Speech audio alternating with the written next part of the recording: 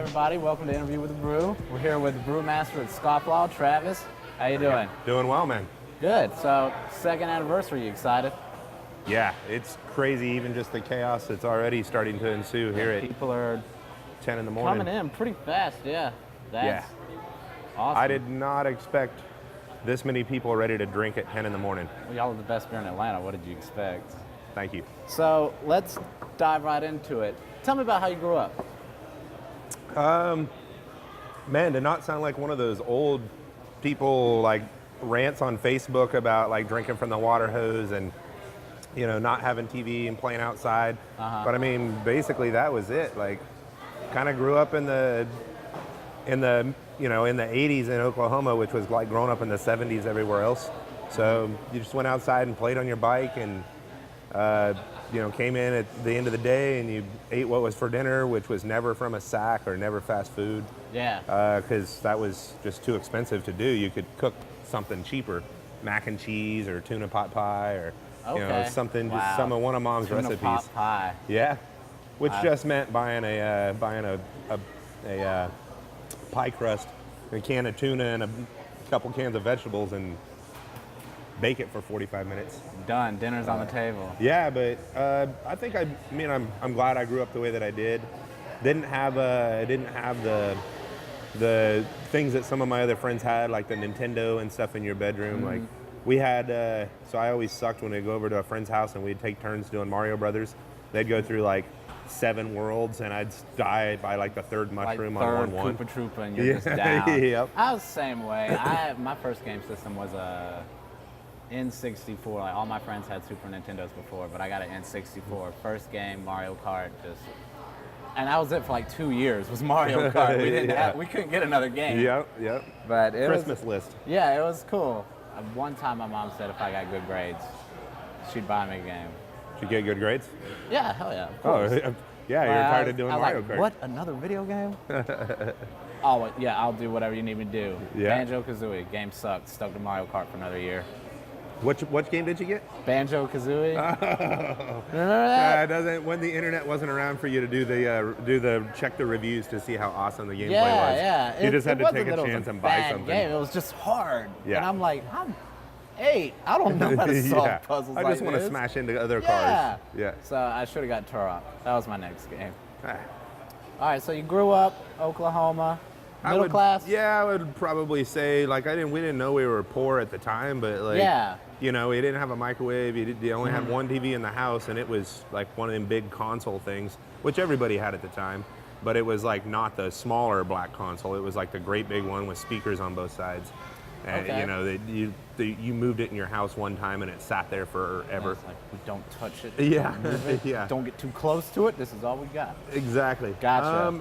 But I mean, I don't think we were as bad off as a lot of people had it. Like, my mom and dad both worked full-time jobs, all day long. We did the latchkey thing because there was no way that they were going to be able to, send us to a daycare or something.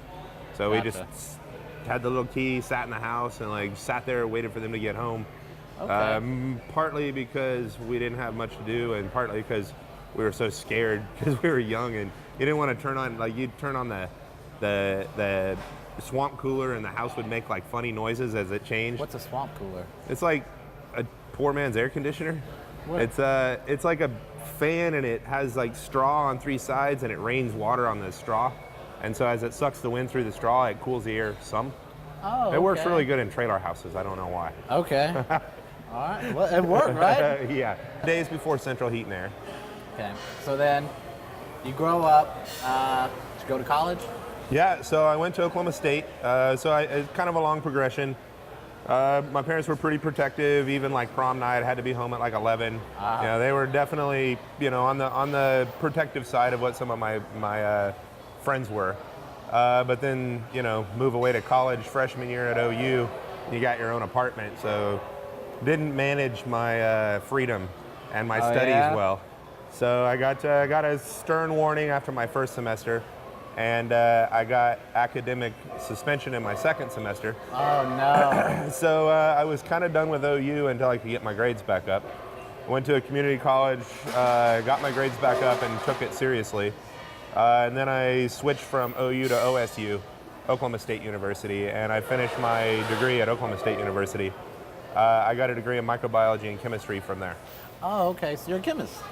I was 15 years ago when I graduated. Okay. 18 years ago when I graduated. When was it that you found out that you wanted to be a brewer?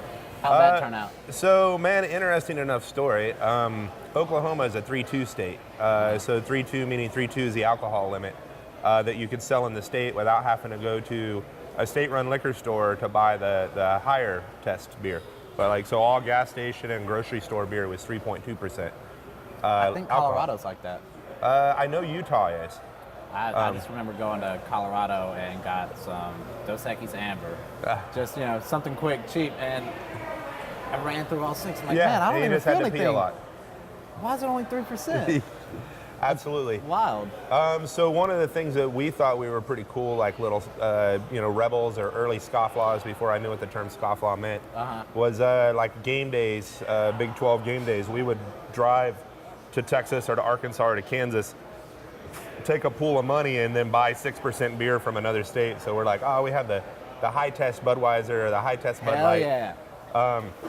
But yeah, growing up in Oklahoma in the 3-2 world, craft beer didn't make it to the state much, especially in the late 90s and very early 2000s. I graduated in 2000 from Oklahoma State, so most of my reference is pre-2000, last century stuff. That's how old we are, even though it doesn't feel that way. So I thought that craft beer was like Ice House and like Killian's Red, Shiner Bock, like the things that weren't Budweiser branded. This Ice House, man, it's phenomenal, dude. Have you ever had it? Forget about that Budweiser, man. The Ice House is where it's at. That's the real beer. Wow. I had this gigantic stuffed red bulldog, the red dog, motto that I won at the fair. Man, I must have won it at the fair in 1997 or 8. And funny enough, my wife's parents, who I dated my wife through high school, we're married now. Sweethearts. Yes. She left that in her bedroom when she moved away. And my grandparent, or my kids' grandparents, my in-laws, just brought that red dog to our house this weekend to come up for the anniversary. Wow. So it's kind of weird to see it because I'm like, man, I always thought he was so much bigger and tougher. Yeah. And now his eyes are all crooked and he looks all goofy and half flat. Have you ever, I don't know if you'd ever done this, I had to go back to my elementary school one time for something, I don't know, but like you walk in as an adult and you're like, wow, this place shrunk. Like, when you're only this high, you're so intimidated by everything. And then you go in now and you're like, this is the lunchroom? Like, the lunchroom's like the size of the tap room, but back in the day, you thought it was a mess hall. It was huge. Yeah, it felt like you were in an airplane hangar. Yeah. The 5th graders are all the way over there, and they're the 4th huge. graders They're so tall, and now they're only this tall. Fact. So graduated with my degree, didn't exactly know what to do. Most of the jobs that were microbiology and chemistry based are in probably 5 or 6 hot spots around the United States. And one of them was San Francisco. My girlfriend, now wife, at the time got a job out in San Francisco, so she was like, see ya, I'm leaving, you can stay here and continue to figure out what you want to do. And then took me about 2 months to kind of figure out that I should probably go out to California. Well, I think it'd be a good choice. Yeah, I mean, at the time, you gotta you got your dog and your 4x4 truck and you got your routine that you go hang out with your buddies and fish on Friday. You're like, man, I don't want to leave all that. Yeah. It's a bigger world out there, right? But you don't want to in the beginning. Got to jump in to swim, man. Yeah.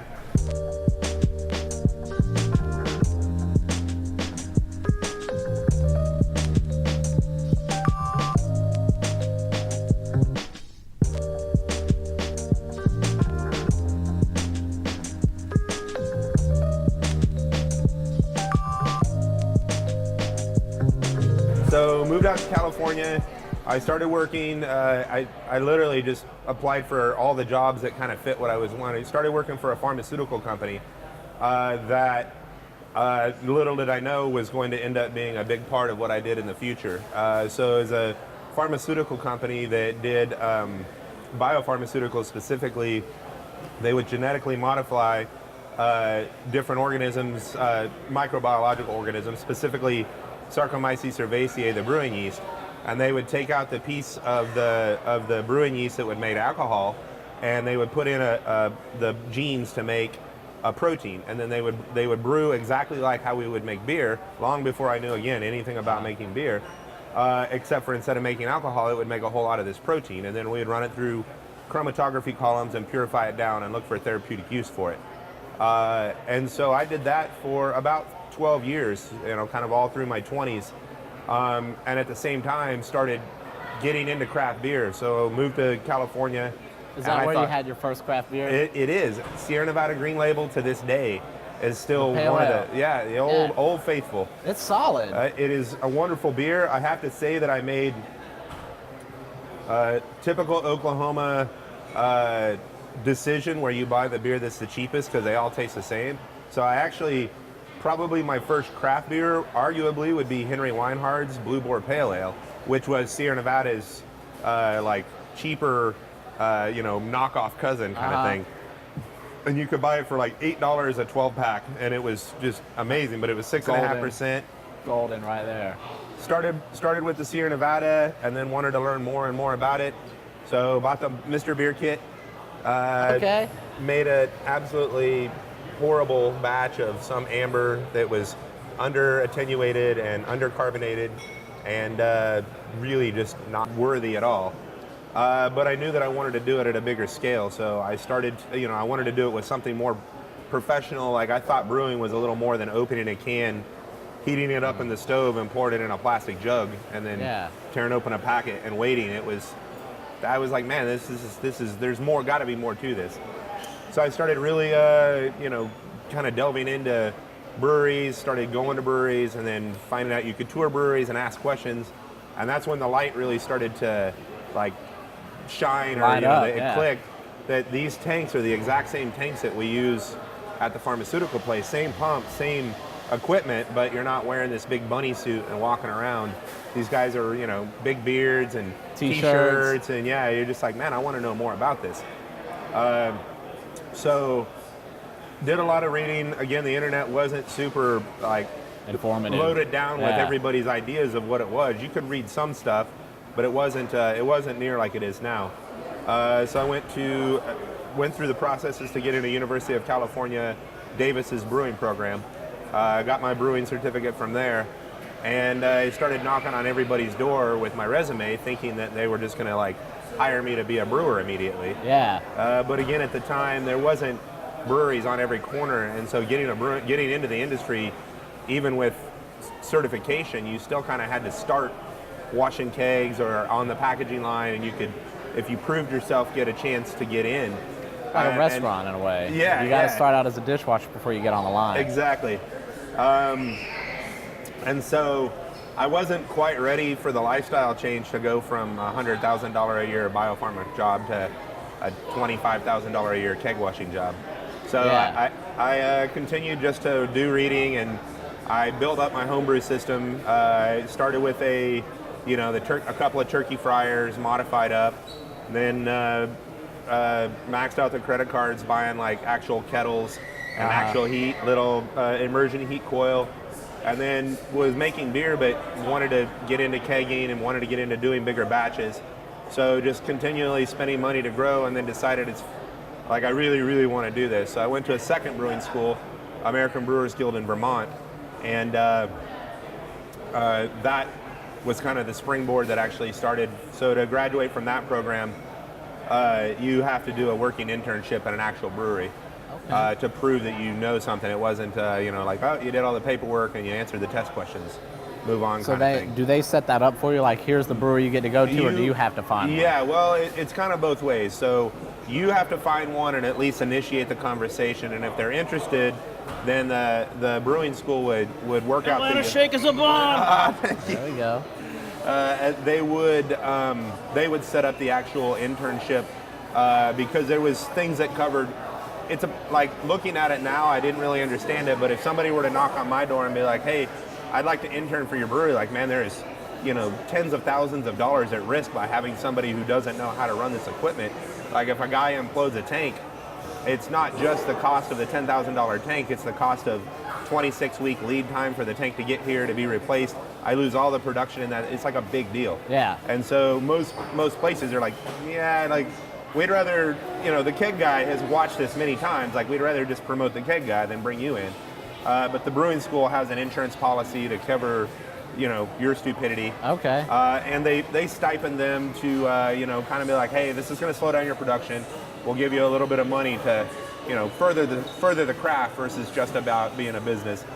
And so they do help out with making that happen. But you had to set the original groundwork. It wasn't like, oh, you're going to go here, you're going to go here, you're going to go here. I selected the Lost Abbey Brewing Company in San Diego, and I bought an RV because, hell yeah. Well, so we lived in San Francisco, and I thought, San Diego is just all beach and sun, and it's going to be awesome. So I bought this little pop-top RV, and I ripped all the shag carpeting out, put IKEA click-together floors on all the walls and everything, and I drove it down there to do my internship, and found out that that the Lost Abbey is in the inland part of San Diego. Oh, nowhere near there's the no beach, beach. and it's brutally fucking hot.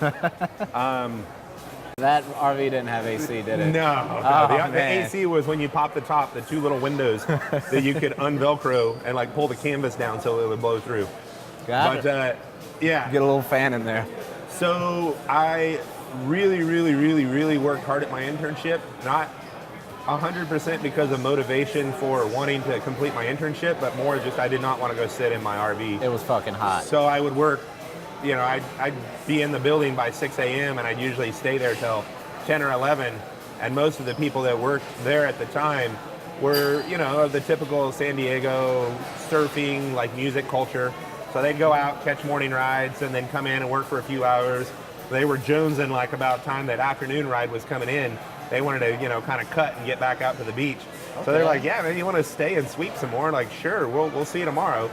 But I think I made the big kahuna ride. Yeah, but I think I made a decent enough impression that I was serious about doing it. And so I think that was, at some level, I think that was part of what kind of got me to my next step in the brewing world.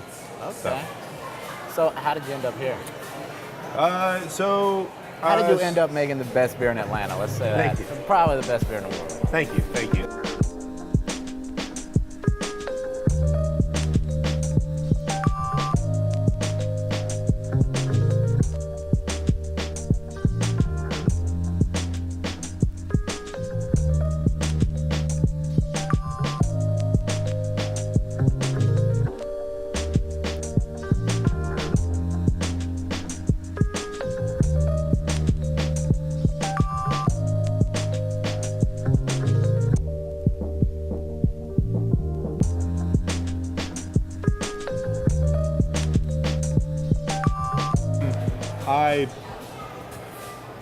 Let's see.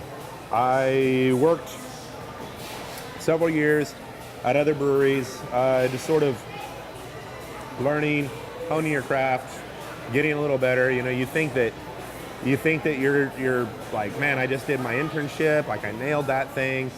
I'm ready to do everything, and then they actually put you in a real brewery where you don't have a guy who's going to walk you around and give you every single step, and you realize how much you don't know about it. You're like, oh, I could transfer liquid from here to here, but that's a very, very small piece of the bigger picture of what's going on, even though that's what it seems like. It's just a lot of cleaning and moving. So I spent a lot of time working under, very good brewers and learning kind of all of the things to do, the procedural things, but also how to do things when they don't go as planned. And then about 5 years ago, I met with Matt, business partner here, and he kind of pitched this concept of what we wanted to do, build a brewery in Atlanta. And it was about a 2-year romance period of bouncing this dream back and forth before we decided, all right, let's get it done. Moved out here October of 2014, and started kind of home brewing all the time. Home brewing, making beer, tasting it, dumping it, working on batches, and at the same time trying to find property that would fit what we wanted to do and what we could afford. Finding equipment, all of the things that I had no real experience doing. you think like, okay, I know what brew house I want. I want 15-barrel brew house, and I want 15-barrel tanks. And then you call the brew house manufacturer, and they start asking you questions about recipe formulation and total grist weight and fermentation times and brew cycle lengths, and you're looking at them like, I don't know any of those things. So it takes, even though I'd felt that, okay, I'd been a professional brewer for several years now, I should understand this, I still realized how many things were never handed to me. You know, every single time you came into a brewery that was already working, already operating, and you just had to grab the torch and do the operations. You never had to worry about, man, I hope the glycol chiller outside is big enough to keep these tanks cold, or what happens if the boiler, you know, is only building half the amount of pressure because you've got a faulty something. So those are all things that I still had a long, long path to learn. Yeah. A lot of those things have already happened here, and we've been through them now, which is why my posture has changed into a broken, bent over, grays in the beard, grays in the hair. I think 2 years ago, looking at some of the pictures of us starting up, we were so much younger and healthier. Yeah. I mean, stress takes its toll. Yeah, that, and probably overall bad, 2 years of drinking beer and working late at night, and not necessarily doing the most, not remembering to take care of yourself. Always kind of thinking about, oh, we got to get this done, we got to get this ready. Probably should spend a little more time taking care of, making sure that you're getting rest and that you're getting exercise and stuff. Clearly hasn't happened much. Starting to realize that. I'm right there with you, man. I try to go to the gym, but as soon as I'm done, like, working out, I run 2 miles, I'm like, oh, man, I'll be good right now. Beer, like. Yeah. And balance. That's the way I see it. Yeah. Balance. Yeah. It's a struggle to try to find that balance, and then to try to maintain it. Even if you know where the line's at, is, hey, you got a gym workout today at 6 o'clock, it's scheduled. Yeah. But there's also that new beer release. And you're like, I'll go tomorrow. They're only going to release a beer once. Yeah, and they got pizza there too? I'm going, Yep. So, we're here. This is the second year anniversary. How does it feel? I would have never thought that this would have been possible. I mean, even with all of the time and all of the effort and all of the research that we put into building this place, when I built it, I laid out the glycol drops to have enough room to grow triple to what we had built. Bought a boiler that was supposed to be big enough to do 3 times what we were, to be able to add extra equipment.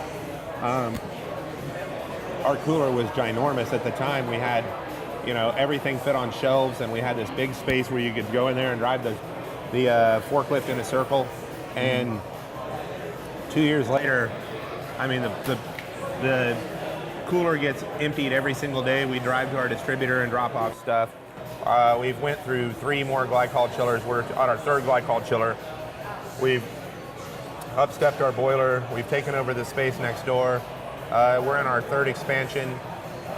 We're brewing some of our beer at another site. That's with BrewDog, right? Yeah, okay. Yeah, and all of that just to try to manage, try to fill the need while we get the equipment up and in place to do it ourselves.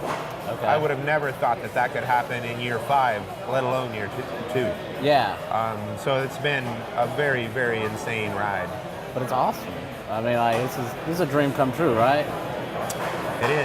It is. I mean, at some time, you almost forget to stop and smell the roses and look at how much it's growing and how much you've accomplished until you get a chance that you forget. It's just go, get this piece in, get this piece on, get this beer, get this beer done. And then sometimes you stop and you look and you're like, man, I can't believe that all of this has happened. Like it's all been, a culmination of many, many days. But when you look at it as a whole unit, it's really impressive.